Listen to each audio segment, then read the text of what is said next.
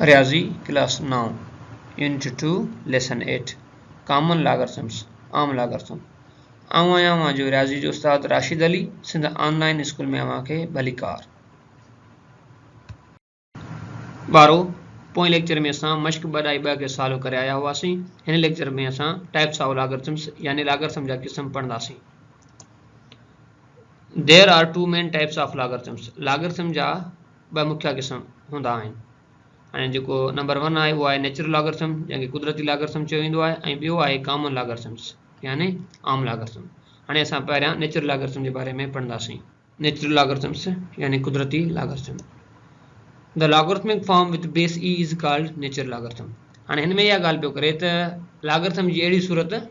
जिते बेस जेको आहे ई हूंदो आहे त असां हुनखे नेचुरल लॉगरिथम करे चवंदा आहियूं। सही आहे। त हूअं त असां जेको लॉगरिथम पोइ हिते पढ़ी आया आहियूं त उहो कीअं हूंदो आहे, उहो असां वठंदो log of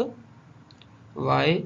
with base a is equal to x। ठीक है, अड़े तरीके से आयो जैसे असां r में की पे लिखूं तो जेको आहे असां वटि बेस आहे a ऐं पावर जेको हूंदो हुयो x is equal to y। इन तरीके से असां पोइ हिते जेको आहे लॉगरिथम जे बारे में पढ़ी आया आहियूं। पर हिते इहा ॻाल्हि पियो करे त उहो हिन जाइ ते a जी जॻह ते छा अची वेंदो e जेको आहे उहो अची वेंदो। ठीक आहे, त पोइ नेचुरल लॉगरिथम छा खे चइबो त असां वटि जेकॾहिं लॉगरिथम कीअं हूंदी हीअं हूंदी। कीअं पढ़ंदासीं log of y with base e is equal to x। बस इहो फ़र्क़ु आहे। ठीक आहे, माना लॉगरिथम जी अहिड़ी सूरत जिते बेस घणो हुजे ई हुजे त पोइ असां हुनखे छा चवंदासीं नेचुरल लॉगरिथम। हाणे इहा शइ जेका आहे तव्हांखे पंहिंजे ज़हन में रखणी पवंदी। हाणे मां छा कंदुसि, उहो हीअ शयूं जेके आहिनि उहो मिटाए छॾींदुसि ऐं अॻिते असां हिनखे वधीक पढ़ंदासीं। लॉगरिथम जी बुनियाद ई वारी सूरत खे कुदरती लॉगरिथम चयो वेंदो आहे। इहा ॻाल्हि मां तव्हांखे हींअर ॿुधाए चुको आहियां। ठीक आहे, पर ॿी ॻाल्हि त नेचुरल लॉगरिथम खे असां नेपियर लॉगरिथम पिणु करे चवंदा आहियूं, छाकाणि त natural logarithm John Napier introduce कराई हुई उन जे करे।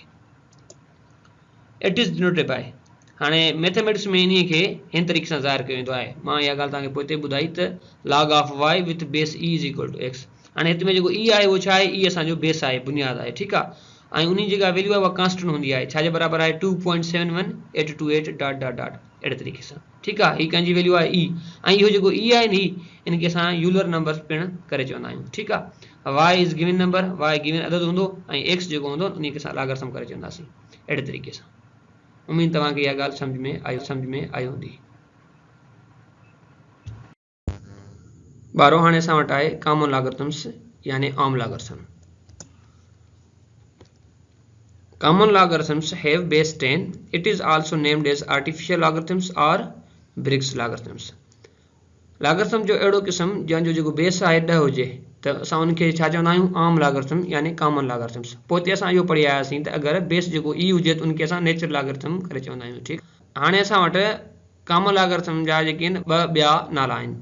हिकिड़ो आहे आर्टिफिशियल लॉगरिथम्स ऐं ॿियो आहे ब्रिग्स लॉगरिथम। आर्टिफिशियल लॉगरिथम खे मसनूई लॉगरिथम करे चयो वेंदो आहे सिंधी में। हिन खे ब्रिग्स लॉगरिथम्स छाजे लाइ चयो वेंदो आहे, छाकाणि त कॉमन लॉगरिथम्स खे हेनरी ब्रिग्स इंट्रोड्यूस करायो हुयो इन जे करे। हाणे सिंधी में डेफिनेशन आहे, तव्हां इनखे पढ़ी छॾिजो। Mathematically it is denoted by. Mathematics में इन खे हेठि तरीक़े सां ज़ाहिर कयो वेंदो आहे। Log of y with base 10 is equal to x. हिकिड़ो तरीक़ो ही। ठीक आहे, हाणे हिते ॾिसो न बेस घणो आहे, उहो आहे 10। या वरी असां हिन में जेको आहे इनखे असां ईअं लिखी सघूं था log of y is equal to x. हिन में जेको बेस आहे उहो 10 जेको आहे अंडरस्टूड हूंदो आहे। 10 लिखूं न लिखूं, अगरि लॉगरिथम जो अहिड़ो को क़िस्म हुजे त उते अगरि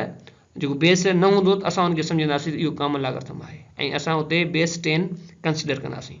अहिड़े तरीक़े सां। ॿारो हाणे असां कैरेक्टरिस्टिक एंड मैंटिसा जे बारे में पढ़ंदासीं, जंहिंखे गुण ऐं मैंटिसा चयो वेंदो आहे। पर हिते गुण ऐं मैंटिसा कॉमन लॉगरिथम यानी बेस 10 वारी जेका लॉगरिथम आहे उन जे हिसाब सां पढ़ंदासीं। हिते पियो चए त logarithms of a number consist of 2 parts. कम नंबर जो जेको लॉगरिथम हूंदो आहे उन में 2 हिसा हूंदा आहिनि। वन पार्ट इज़ इंटीजर, हिकिड़ो हिसो मुकमल हूंदो आहे, and second part is decimal fraction, ॿियो जेको हिसो हूंदो आहे उहो ॾहाई अणपूर में हूंदो आहे। Integral part is called characteristic, जेको मुकमल हिसो हूंदो आहे उनखे गुण करे चइबो आहे, and decimal part is called mantissa, ऐं जेको ॾहाई वारो हिसो हूंदो आहे उनखे असां मैंटिसा करे चवंदा आहियूं। हाणे ॿारो तव्हांखे इहा ॻाल्हि कुझु सम्झ में आई या कीअं हूंदी। हाणे ॾिसो, सपोज़ था कयूं असां वटि हिकिड़ो नंबर आहे, उन जी असां छा था कयूं त जेका लागरथम फाइंड था कयूं असां वटि अदद आहे घणो 45 56 ठीकु आहे छा कंदासीं असांखे हिन जी जेका लागरथम आहे उहा फाइंड आउट करणी आहे ठीकु आहे तव्हां छा कंदो कैलकुलेटर ते वञी तव्हां जस्ट लिखंदो इज़ इक्वल टू हाणे तव्हां लॉग खे क्लिक करे कैलकुलेटर ते पोइ वरी 45 ऐं 56 लिखी करे जॾहिं इक्वल जी साइन दॿाईंदो त हिन जो जेको मुल्ह आहे उहो अची वेंदो उहो छाजे बराबरि थींदो उहो बराबरि थींदो 3.658583 अहिड़े तरीक़े सां डॉट डॉट इहो जेको हूंदो आहे पर असां जेके आहिनि फस्ट जेके आहिनि उहे 4 जेके आहिनि उहे डिजिट खणंदा आहियूं ॾाई खां पोइ बसि हाणे हिते ॾिसो न हिन जे अंदरि घणा हिसा आहिनि 2 हिसा आहिनि हिकिड़ो आहे इंटीग्रल पार्ट जेको मुकमल हिसो आहे उहो घणो आहे 3 हाणे हीउ जेको 3 आहे असां वटि हिते असां हिनखे छा चवंदासीं इन टिनि खे चवंदासीं छा हीअ असांजो थी वियो कैरेक्टरिस्टिक स्पेलिंग जो तव्हां ख़्यालु रखिजो ठीकु आहे ऐं हिते छा आहे असां वटि हीउ जेको हिसो आहे उनखे असां छा चवंदासीं हिनखे असां चवंदासीं मैंटिसा सफ़ा सिंपल आहे छा तव्हां बि जेको कैलकुलेटर जे थ्रू ई हिनखे फाइंड आउट कंदो न असां हिनखे मैन्युअली फाइंड आउट करण जो तरीक़ो ॾेई सघंदासीं पर तव्हांजे कॉन्सेप्ट क्लियर करण जे करे मां तव्हांखे ॿुधायो ॾिसो हीअ आहे हिकिड़ो इंटीग्रल पार्ट जंहिंखे कैरेक्टरिस्टिक करे चवंदो आहे ऐं हीउ कहिड़ो आहे हीअ असांजो जेको आहे डेसिमल फ्रैक्शन वारो पार्ट हिनखे असां मैंटिसा करे चवंदा आहियूं बिल्कुलु ईज़ी आहे हाणे हिनखे मां मिटाए थो छॾियां अॻिते वधीक हिनखे ॾिसूं था हाणे ही तव्हां पंहिंजो पाण पढ़े छॾिजो It is noted that characteristic of logarithm may be positive or negative. हाणे हिन में इहा ॻाल्हि पियो करे त जेको गुण हूंदो यानी कैरेक्टरिस्टिक उहो पॉजिटिव बि अची सघे थो ऐं नेगेटिव बि अची सघे थो ठीकु आहे पर मैंटिसा वारो जेको हिसो आहे उहो हमेशह जेको आहे उहो पॉजिटिव ईंदो हाणे हिते में इहा ॻाल्हि पियो करे त जेको मैंटिसा खे असां फाइंड आउट करण जे लाइ लागरथम टेबल जो इस्तेमालु कंदासीं सही आहे छा खे मैंटिसा खे फाइंड आउट करण जे लाइ असां लागरथम टेबल जेको आहे असां उनखे इस्तेमालु कंदासीं अहिड़े तरीक़े सां ॿारो पोइ ते हाणे असां इहो सिखी आयासीं जॾहिं असांखे कंहिं बि अदद जो जेको आहे लागरथम फाइंड आउट करणो हूंदो आहे त पोइ असां कैलकुलेटर जे ज़रिए फाइंड आउट करे सघूं था पोइ कैलकुलेटर जे ज़रिए जॾहिं असां उहो फाइंड आउट कंदा आहियूं त उन जे अंदरि जी असांखे 2 हिसा मिलिया हिकिड़ो कैरेक्टरिस्टिक ऐं ॿियो छा हुयो ॿियो हुयो मैंटिसा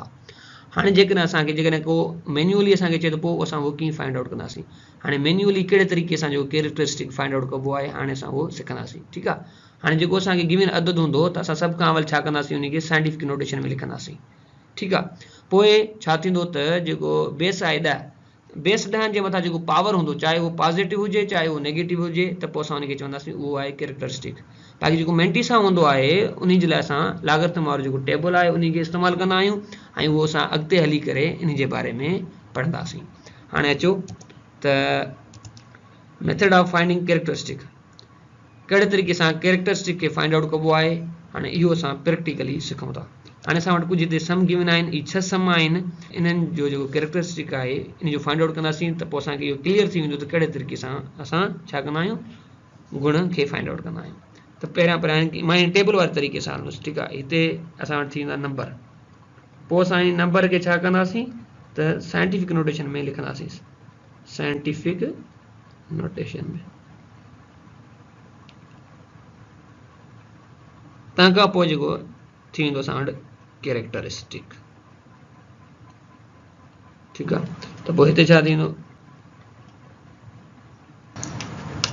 ॿारो हाणे असां वटि ही छा आहिनि त गिवन नंबर आहिनि ठीकु आहे त पोइ असां पहिरियां छा कंदासीं त हिननि अददनि खे साइंटिफिक नोटेशन में मटाईंदासीं पोइ इहो ॾिसंदासीं जेको बेस 10 हूंदो आहे उन जे मथां पावर केतिरो आहे पोइ असां उनखे कैरेक्टरिस्टिक चवंदा आहियूं तव्हां ख़बर आहे साइंटिफिक नोटेशन खे कीअं ज़ाहिर कबो आहे कंहिं अदद खे असां कीअं लिखंदा आहियूं त